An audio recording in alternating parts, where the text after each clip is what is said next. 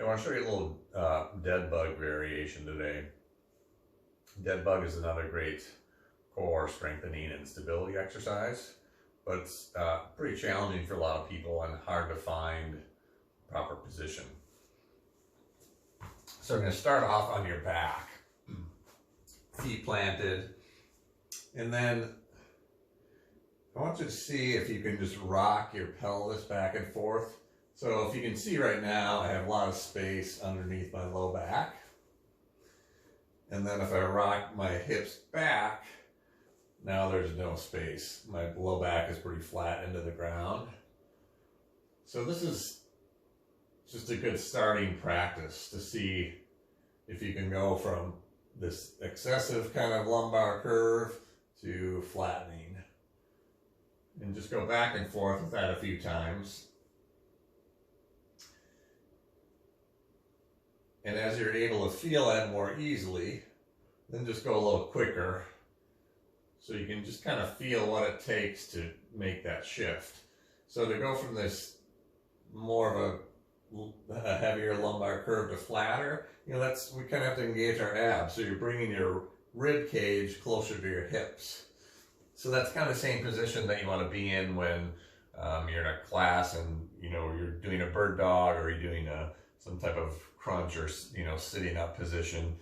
I like to think of ribs to hip instead of yanking, cranking on your head or neck to get yourself up, to really isolate this kind of position. So just to think of that in terms of other types of core exercises you might do. So now to take that into dead bug, we're going to start in that same position and then find that kind of flat back. So you're engaging your abs, not much space underneath your low back, and then bring one leg up and then bring the other leg up. So now just kind of feel that position and see if you can still maintain that flat back. If you can't, think about squeezing your belly button to your spine more, or think about those ribs and hips getting closer together. And maybe that's enough. Maybe you need to take a break there. If you're able to do that, then the next step, bring yourself up.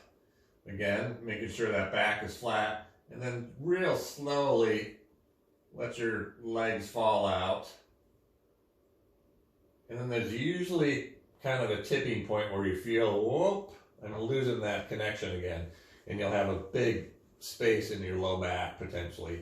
So find that kind of tipping point for you, like where is that?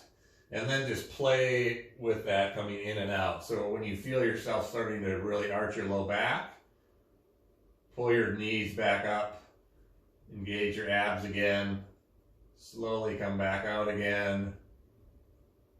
Find that position. Oops, starting to slip again. Bring it back in. Take a break as needed. But the idea is that you really want to be able to find that position easily and quickly when you're doing other types of exercises. So whenever your trainer or instructor talks about, this ab engagement or in belly button to spine, sometimes we use that language. Think about that position of lumbar spine flattening a little bit. And everybody's different. Some people have a really excessive lumbar curve. If you see somebody standing and they're really lordotic, so they have an excessive curve. Other people are a little bit flatter. So ultimately it's going to be, where you are in your position, but you want to find this kind of neutral spine in this position where you can easily find that in different types of exercises when we're talking about core stability and strength.